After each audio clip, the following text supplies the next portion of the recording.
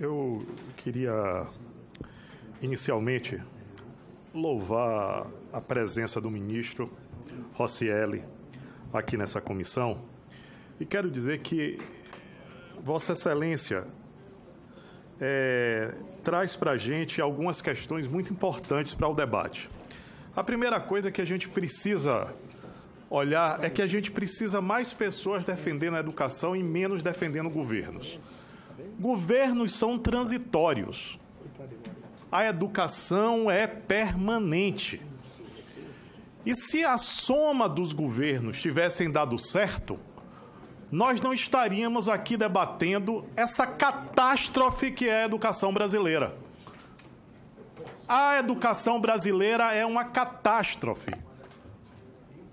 Esta reunião aqui traz números que iluminam um desserviço ao futuro desse país. Nós temos aqui claramente colocado que, apesar de termos tido a oportunidade, senadora Ana Amélia, senadores e senadoras, de colocar as crianças nas salas de aula, nas escolas, a grande maioria das escolas brasileiras é um depositário de crianças. São esses os números que estão sendo colocados aqui pelo ministro. Independente e bem colocado, certo, pelo senador Azir, que ele não tenha a história ou a travessia de política partidária, mas ele tem a história de política de educação, como educador. Então, eu acho que isso é importante a gente destacar, porque não adianta a gente pensar que vamos fazer escolas atrativas com educação sem atrair esses jovens. Não pode ser só prédios públicos. Nós precisamos entender esse novo momento da sociedade moderna, onde a gente já está discutindo em outros locais, realidade virtual, realidade aumentada. Para vocês terem ideia, o Fórum Mundial das Águas, que teve mais de 120 mil pessoas, o Fórum Cidadão, foi um ambiente que mais teve visita. Sabe por quê? Porque as crianças se interessaram em aprender através da realidade virtual. Passaram o dia dentro de um ambiente que poderia ser chamado de quê? De escola. Porque eles estavam fazendo o quê?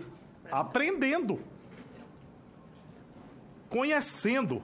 Eu fico muito assim preocupado, porque quando o senhor traz essa taxa de insucesso, onde temos 15 milhões de entrantes e apenas 12 milhões de jovens saindo, e que nós temos 99% da população de 6 a 14 anos nas escolas e apenas 68% de 15 a 17 anos, a gente fica perplexo, porque é muito claro para onde esses jovens vão. Esses jovens vão para onde?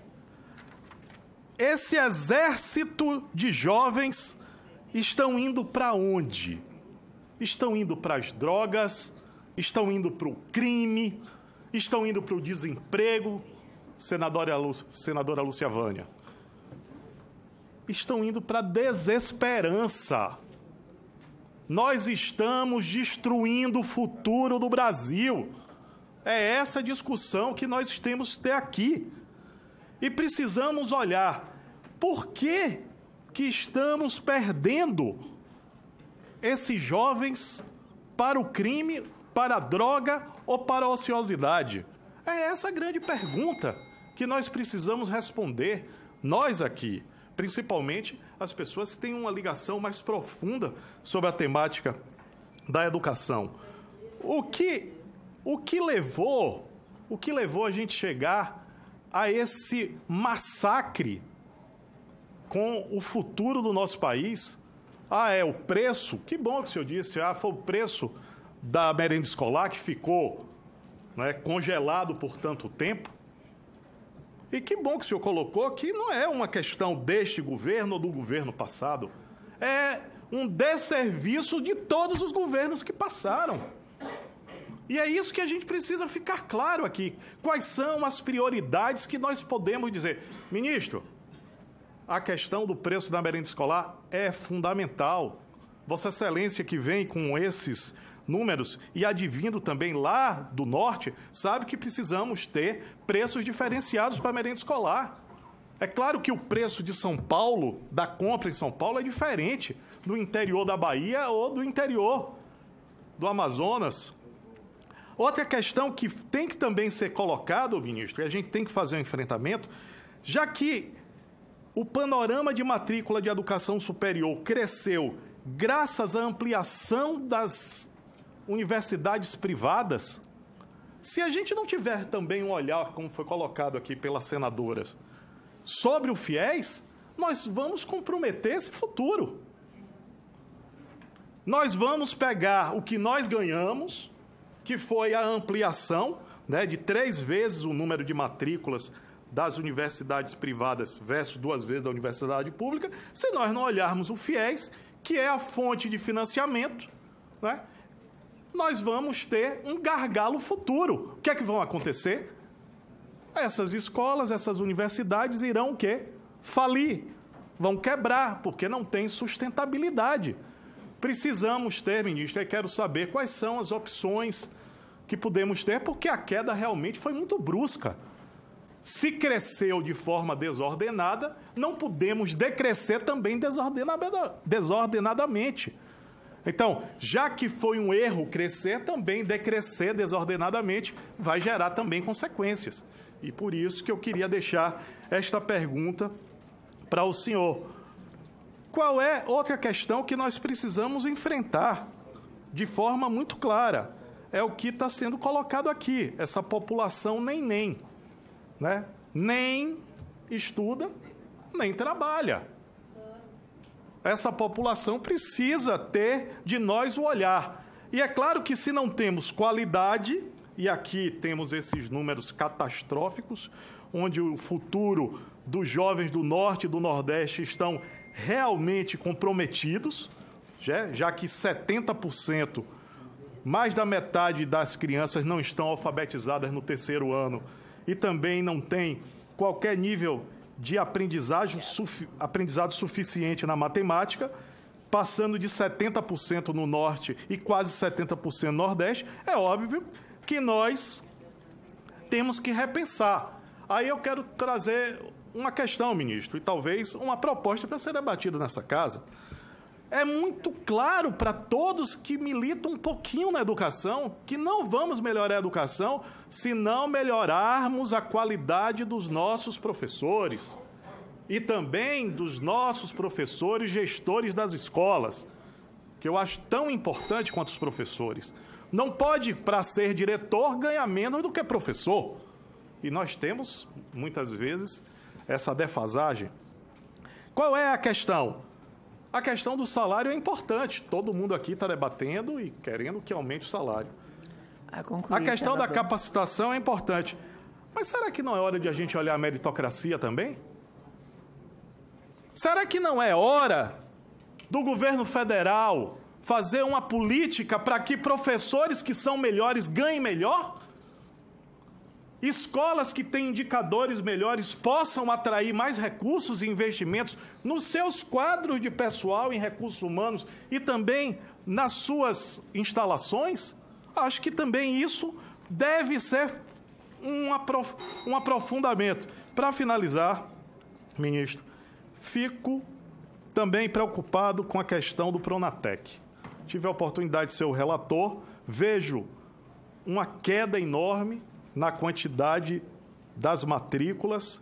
Entendo que é a forma de a gente tentar consertar a incapacidade que o Estado tem de preparar esses jovens para o emprego, mas a gente precisa rever o Pronatec. Nós temos aí um trabalho que foi publicado pela senadora Lúcia Vânia como presidente desta casa, que queria ofertar ao senhor, porque foi feito junto com a participação também do MEC, do IPEA, de outras instituições, onde qualifica essa política pública tão importante. E eu só queria que o senhor mandasse para cá, ministro, que eu não tive nunca acesso, para que a gente finalizasse essa discussão, qual foram os desembolsos, e não o orçamento, que foi feito nos últimos anos pelo Ministério da Educação. Eu acho que isso traz à luz uma melhoria da qualidade desse debate, para que a gente não fique falando em orçamento que muitas vezes são irreais e desembolsos que muitas vezes não qualificam as gestões públicas. Então, era isso que eu queria falar, presidente. Obrigada, senador Roberto. Passa a palavra à senadora Ângela Portela. Muito obrigada, senadora Lúcia Vânia, presidente da... Lúcia Vânia e a todos os senadores pelas importantes perguntas. Eu queria começar comentando o que o senador Roberto Muniz trouxe, falando de governos transitórios. Eu acho que eu tenho procurado evitar o confronto deste governo, daquele governo, porque todo governo tem coisas boas, todo governo tem suas dificuldades. E eu concordo plenamente. Então, quando busquei responder aqui à senadora, foi para justamente até trazendo um pouco de outras perguntas, outras pontuações, a grande diminuição de orçamento foi em 2014 para 2015. Nós tivemos um orçamento elevadíssimo em 2014, com vistas provavelmente às eleições, de orçamento inclusive não realizado. Aí vem um pouco da sua pergunta e do seu pedido, e eu me comprometo desde já a trazê-lo, senador, que é a efetividade do gasto daquilo que foi realizado. Aproveitando para dar uma resposta mais geral nessa parte inicial, senadora Lúcia Vânia, nós temos projetos que são absurdos por falta de planejamento dentro do Ministério da Educação e ninguém fala nada. Uma universidade em Minas Gerais, onde a terraplanagem custou 64 milhões de reais, sem ter orçamento para fazer uma sala de aula. Pagamos 64 milhões de reais para uma terraplanagem que não atende um aluno. Nós gastamos, quanto foi na UNILA? 130 milhões e não temos uma sala de aula funcionando. Falta 850 milhões para concluir a obra e estava no orçamento desaparecido. Cadê a PF? Eu sei que num dos casos parece que já está lá visitando. Mas é importante realmente que a gente coloque luz nisso. Quando a gente fala de austeridade, não dá para, num planejamento que você tem X milhões, começar uma obra de X mais Y mais Z multiplicado por 2 para não ter o planejamento. A austeridade requer planejamento na organização das redes. Não dá para a gente comparar banana com abacaxi. Neste caso, eu concordo, senador, então, Roberto Muniz, com o seu apontamento, me comprometo a trazer aquilo que é a realidade, mesmo na dificuldade, a arrecadação de qualquer Estado, de qualquer governo, seja ele do PT, seja ele do PP, do PMDB ou de qualquer P que for, ela depende da arrecadação. Se você não tiver a arrecadação, você não vai ter. E se você não tiver austeridade... Governança fiscal, senadora. Eu sou, na verdade, de nascença gaúcho, de Santiago. E sei da crise do Rio Grande do Sul. Por isso que o senhor é bom. Obrigado, senadora. Gentileza sua. Mas eu sei da dificuldade, por exemplo, fiscal que o Rio Grande do Sul está enfrentando, por não ter tido austeridade, não ter tido planejamento em muitos momentos. Não é de agora, não é deste governo ou daquele. É um conjunto de ações que vem sendo. Então, sim, eu vou sempre defender austeridade, responsabilidade fiscal. Não dá para você iniciar uma obra que custa R$1 bilhão e não ter o financeiro para aquela execução. Está lá a obra parada há muito tempo. Nós retomamos, ali eu fiz questão de trazer no último slide, nós retomamos milhares de obras que estavam paradas, porque se abria, se iniciava, eu vou dar o orçamento que eu tenho aqui, mas depois nunca mais chegava o financeiro. Eu fiquei refém durante muitos anos de obras financiadas pelo governo federal lá no estado do Amazonas, que depois não chegava o financeiro. Ele dava o orçamento, empenhava uma parte e depois tinha que parar a obra porque não chegava aquilo que tinha sido comprometido. Então, objetivamente, seja para a Universidade Federal, seja para o Instituto Federal, seja para a educação básica, tem que ter o planejamento e ele tem que ser seguido. Este é o compromisso que nós basicamente estamos trabalhando e eu concordo então com as suas ponderações, senador Roberto Muniz. E aí eu só trouxe a reflexão que eu busquei trazer aqui, a oportunidade, a gente tem dado acesso mas não temos dado qualidade na educação. E essa é eu, pelo menos como ministro, tenho, e era assim como secretário, e é assim convivendo na educação, eu tenho dificuldade de, no fim do dia, imaginar que as crianças, o senhor usou o termo depósito, né? De crianças em escolas. Em muitos casos, mas muitos casos nós temos isso. E é um absurdo que o Brasil não tenha conseguido, por exemplo, garantir a alfabetização. Vamos esquecer todo o resto. A gente não garante o mínimo para os brasileiros. Metade das crianças ao final do 3º ano. Isso, para mim, é uma coisa que me tira a tranquilidade. Se não tirar a tranquilidade deste Senado, ou do Congresso, ou do governo brasileiro, isso é um absurdo. E o que eu quis trazer é só alguns pontos de vista de desafio que este ministro, pelo menos, sempre teve a preocupação. A gente precisa olhar para a garantia, porque depois todos os outros problemas vão sendo alimentados por os nossos déficits para as crianças. O jovem, o adulto que não teve a oportunidade lá na idade de escolarização, é porque nós, governos, ao longo do tempo, não conseguimos cumprir com aquilo que é básico. O Brasil precisa olhar. A gente precisa fechar essa torneira, garantir que as crianças sejam alfabetizadas e depois a gente venha trazendo essa qualidade para todos.